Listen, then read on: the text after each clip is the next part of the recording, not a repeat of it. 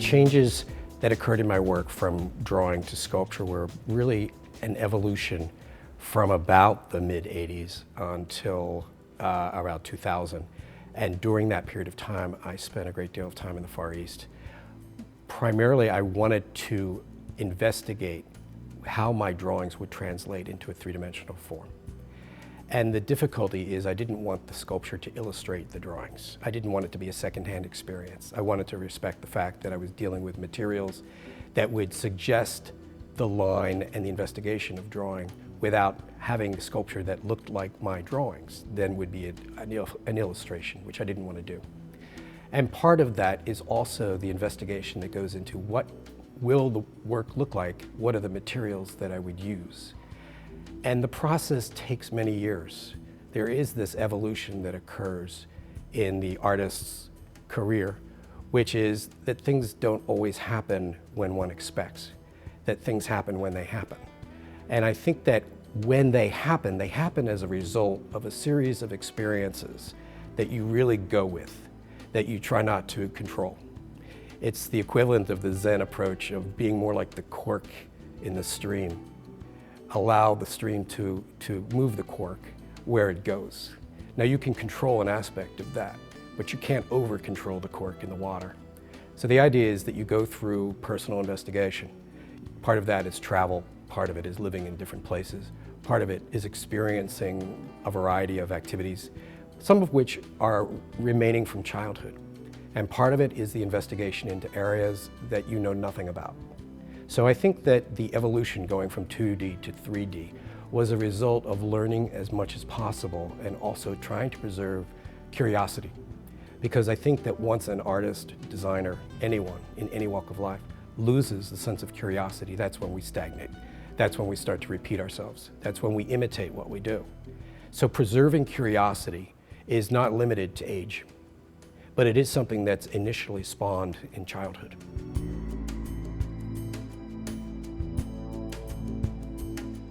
The influences of childhood are important, and you realize how important they are as you get older. It's a simple process. But I've always found that relying on those original impulses and influences is the way to keep the work fresh and curious. So I would say that the initial influences were really extracted by the history of black and white television images of the space program. And that was something that I did consciously as a child, in part because I did not enjoy reading as much as I should have, but I did enjoy watching television. I enjoyed watching black and white images in particular, and documentary. So that the first series of images that impressed me as a child was at the time, the documentation at the beginning of the space race. And from there, I had a series of experiences that ultimately worked their way into the work, but over the course of 25, 30, 40 years. The first being a visit to the World's Fair in 1964. I was about 8 years old at the time, and I went and became enthralled with two very specific experiences. One was the introduction to large-scale, monumental, unusual shapes that manifest in the Unisphere.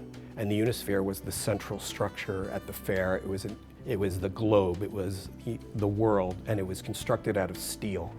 And it was very large, and it was the very first large-scale structure I had ever been able to walk up to, which I thought was really important.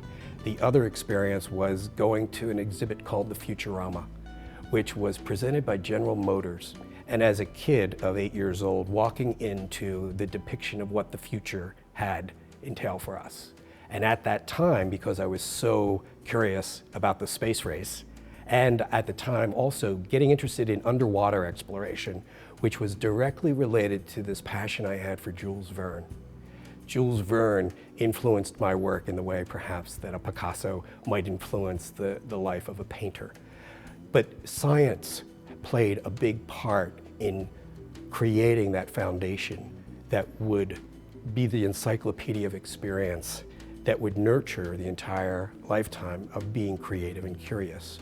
Jules Verne led me to an interest in early 20th century American architecture.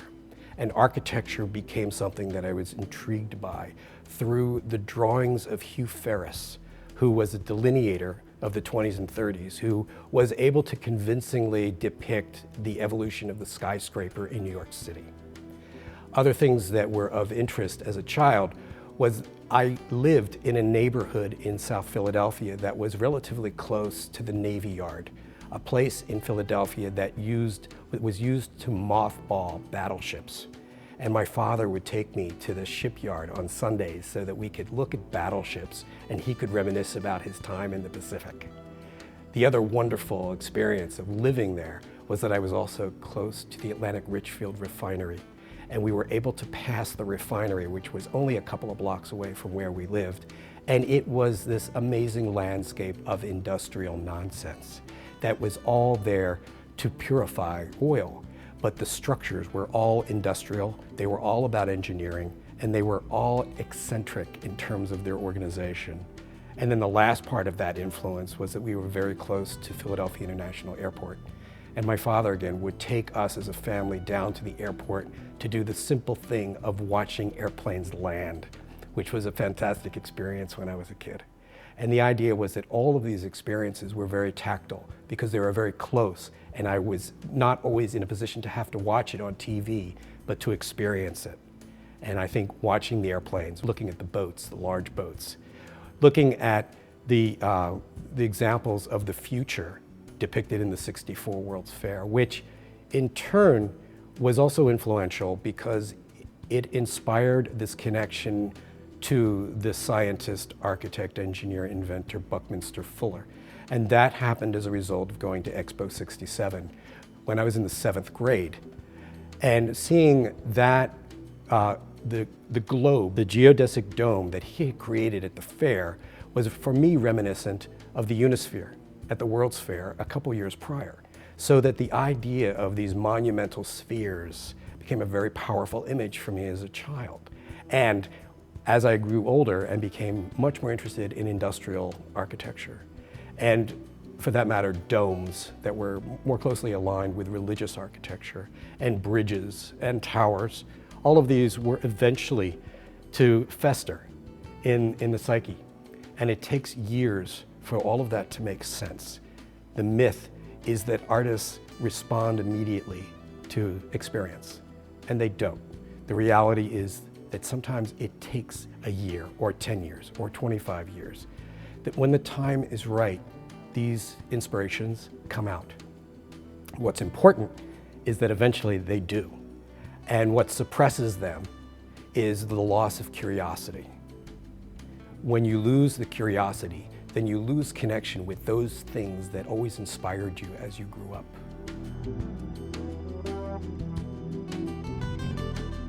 In describing the work that I do now, I would say that it is clearly aligned with the aesthetics of engineering, architecture, sculpture, and drawing, because it has always been my desire to translate the drawing into a three-dimensional arena.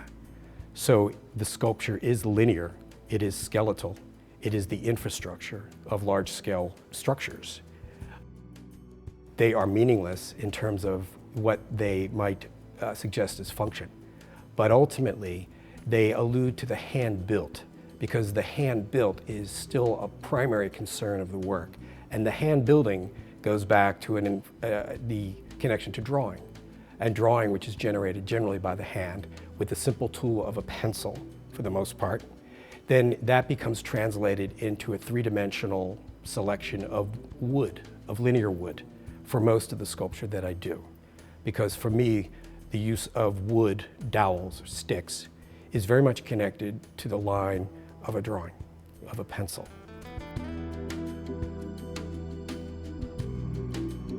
I was fortunate because I had the opportunity to live in Tokyo for 4 years and extend that into what turned out to be 15 years of commuting. And I think that Frank Lloyd Wright hit on something very important, which was, in terms of architecture, it was the role of the architect not to imitate, but it was the role of the architect to take the source and drag it through one's own personal experience and come up with something that was unique, that it was more natural than nature itself. The idea of something could not stand only as a point of inspiration, but that it had to be mixed with the human experience and in order to create something new. The entire time I was traveling back and forth to the Far East, I was absorbing information. I was looking at things and making notation, but I had no idea as to how it was going to impact the work. I think the mistake one makes is when they experience from the West going to the East, that they come back making art that's tourist art, that it is art that is not rooted in true experience and the understanding of the importance of the experience, but they are only interested in the superficial manifestations of the culture. So it was not surprising for me to have spent 20 years of travel and then get to a point where what aesthetic differences there were, that inspiration, would eventually manifest themselves in my more mid-career work. In the same way, I was fortunate enough to go to school in Rome, and it took 10, 15 years to understand what was important about that experience to sort of seamlessly inject itself into the chronology of my work. The idea was not to come back from Rome making fake Italian art or fake American interpretations of Italian art, but to understand what the power was of that experience. And for me, timelessness was really a key element in determining the direction of the work. I was able to experience in Rome, similarly in Tokyo, the idea of objects or architecture or works of art having a timelessness quality to them, because they would suggest time travel in doing that. That as you walk down the streets in Rome, you were connected to civilizations centuries before you.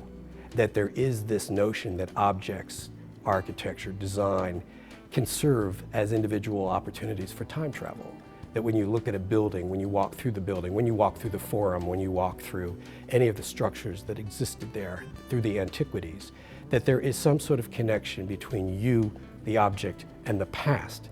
And in doing that, there is also the sense of optimism that the object, that the architecture will lead into the future. So that the brilliance of architecture is always that it is of the moment, it takes us back in time, but it also suggests that there is a future.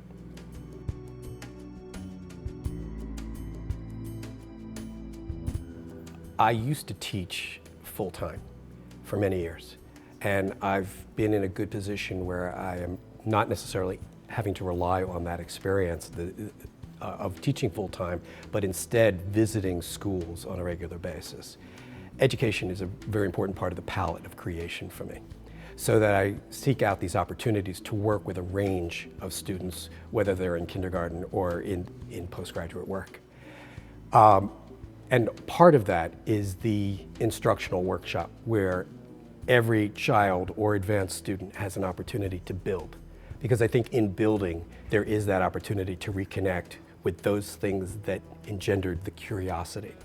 So working with children became just as valuable as working with grad students in architecture. And we would create opportunities whereby which kids would learn how to build using simple materials like bamboo skewers, joining them with the connections of gummies, and they would be able to build large-scale structures. Similarly, the architecture students could do the same thing, but they were so much more educated about architecture that many times what was generated by the child was infinitely more creative. But the interesting thing about building is that it's a common denominator. It levels the playing field when it comes to simple materials like the gummy and the bamboo or toothpicks or popsicle sticks, because the technology is relatively simple. But what was interesting at one of these occasions at the Storm King Arts Center was where I did a workshop in conjunction with a large-scale construction that I had done, where children were invited to come and build with gummies and bamboo skewers. And we built these structures at the site of my large sculpture. And the idea was to try to get kids reinterested in the idea of hand building, to get them away from any sort of technological situation that would influence their decision-making process, that they would use their hands and their sense of creativity or curiosity to just build something. Each child had to be accompanied by an older parent in most cases. What was interesting is that halfway through the workshop of building these simple structures, the fathers in particular would take over from the child, the son or the daughter, the construction, because they became fascinated and intrigued with it, and they would dictate to their child how something should be built or what could happen, which was a very interesting dilemma, because you have the innocence of childhood responding to the world around them, and then you have the adult imposing all of their experience. What was equally disturbing when that happened, but joyful at the same time, is that the fathers became competitive with each other in terms of building the largest structure or the strongest structure, where the kids were only interested in making something that was pretty or something that would allude to something that was functional. So these are the surprises that you get from these very short educational experiences. I try to create projects that are blind to age, that are blind to generation. The idea is to get all levels of people interested in a simple act of building. And that I equate to a simple act of drawing. Because what it does is, in doing it, in clearing yourself of all connections to technology, not that there's anything wrong with technology, but it brings people back to very basic decision making and problem solving.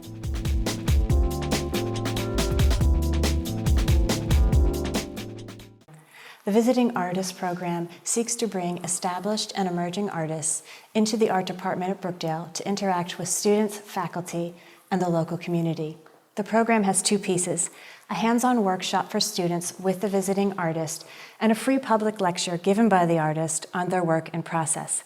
These public lectures take place in the Center for Visual Arts Gallery on Brookdale's Lincroft campus.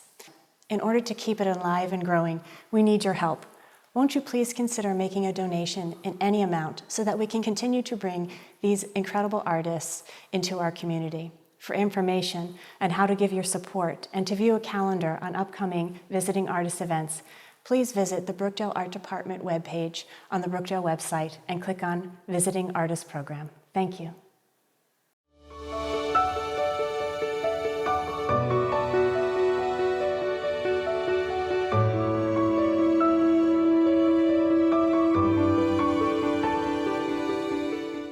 Like a lot of people, I thought community college was a backup option, a discount education.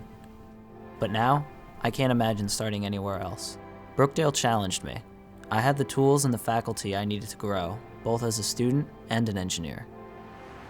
Today, I'm transferring to a prestigious university and finishing a fellowship at NASA. I'm Nick Sikowski, and I came to Brookdale to save money on college. I never imagined it would be the smartest move I ever made. For nearly 50 years, Brookdale graduates have been shattering expectations. They transfer to Georgetown and Columbia University. They work at NASA, call Major League Baseball games, and defeat celebrity chefs. They prove again and again that a college is only as good as its success stories, and ours speak for themselves. This is Brookdale. This is college redefined. This is success reimagined.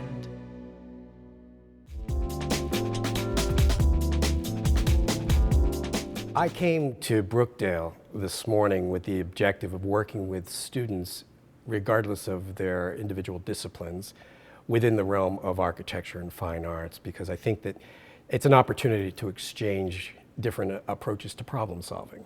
And I think putting it outside, which is what the students are doing, building towers out of simple materials, is the way to level the playing field. And I think that they will be experiencing a number of challenges that are going to compel them to think about construction and to make decisions in perhaps a different way than if they were in the confines of the studio. So what we're doing today is you have your project description, I take it, and we're going to rely on a team or a collaborative solution. And you're purposefully, I'm assuming, paired architect and fine arts person for the most part. But the idea is that it's not the work of one person. It's not the design of one person. And you're limited. Let's go back a little bit, because we know we're going to build towers today. And we're going to use very restricted, limited materials. And that is designed to get you to think in terms of the possibilities, as opposed to having access to just anything you want. Also, you've been given designated sites in terms of problem solving related to a specific site. And because they are towers, we're hoping that you will be able to deal with the aesthetics of height, but not necessarily required. But it should be a tower, and it should allude to some degree of function, but it's ultimately it's functionless. Part of the criteria for the project is that they are teamed with someone they may not have worked with before, someone whose process of problem solving is not familiar to them. And that encourages a degree of spontaneous give and take. And that's a part of the educational process as well. You cannot always control the people that you work with. So this is a great opportunity with a team to exchange ideas, to hopefully understand where one makes concession, where one takes command. And that all of this is an important part of an educational process, whether it's fine arts or design and architecture. Are we digging in first and then taping where it hits? What do you think? And how are we digging in? Are we going to go outwards with it, or do you still want to tilt sideways? Because I feel like these ones in the middle are going to hold the structure from moving this way. Mm-hmm. I think if we were to use these this way, okay, it's in each of them.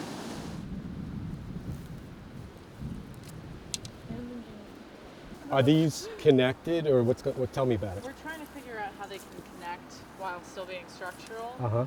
Still playing around with a lot of forms. I see a lot of triangles.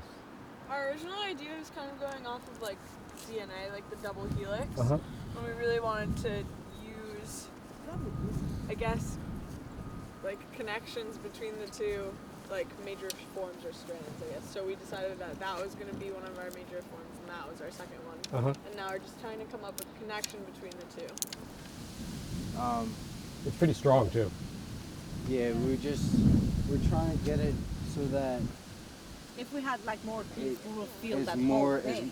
There's more up there, but you have to use what you have. But there's also one thing. 2 of our bamboos were really dry and they split. You're gonna have to loop them? There's more bamboo. Can we? Because we did this and they did that brick. Yeah. So Yeah, you can't rely on bamboo is natural, so Yeah. it's just gonna. And this is dried stuff. This is not just recently harvested. This has been dried.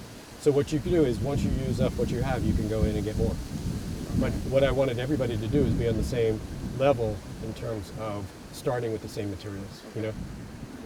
Yeah. We are using simple materials today. We're using bamboo sticks, we're using zip ties, and we're using masking tape as a means to connect these pieces. And the project will take pairs of students to various parts of the campus to solve the problem of location. How do you deal with a specific site and the sites that surround your location? And to build perhaps as tall a tower as they can. Given the fact that today it's a little windy, it'll be a challenge, but it's an interesting objective to get these to stand up. I think that you can handle the challenge of the wind, because what the wind is doing is that it's testing the strength of the piece as you go. But this particular site is the most difficult because you have nothing surrounding you. Would be to do down like that, because right now I see this moving that way. Oh yeah, I do too. And that's not going to hold it. In the back is not going to hold it either. But I think what you need is, That front corner is really where it is. yeah. I mean, the idea is that the two of you can create something, hold it up, bring it over, tie it down. There we go. Exactly, yeah. They will figure out a solution. You have to trust students to come up with solutions. And sometimes the frustration is really what engenders the opportunity for problem solving. So that all of these towers work or stand or are aesthetically important or structurally sound is not the objective of the project. The process is the objective of the process. And because school tends to get us thinking in terms of very narrow product-based processes, this is about the process and how students work with each other and how they deal with specific site, and how they are able to relate what they do to the area that surrounds it. Oh, they got some stakes. They were smart. They attached it to stakes, but then it came down. Like I said, not all of them are going to work. It's always important to create obstacles for students, because my challenge as the visitor is to try to encourage them to fail. And we know that in building towers, some of them will be very good and some of them will not. And there is an absolute way to determine success and failure when you are talking about an architectural structure like a tower. I like the way that you're starting to incorporate the log. Yeah. That's very, Well, we walked up and saw this. Yeah. So that's kind of where this is already here with this cluster of Right. sticks. doesn't have to be a literal tower. Yeah. It just has to embrace the sense of height.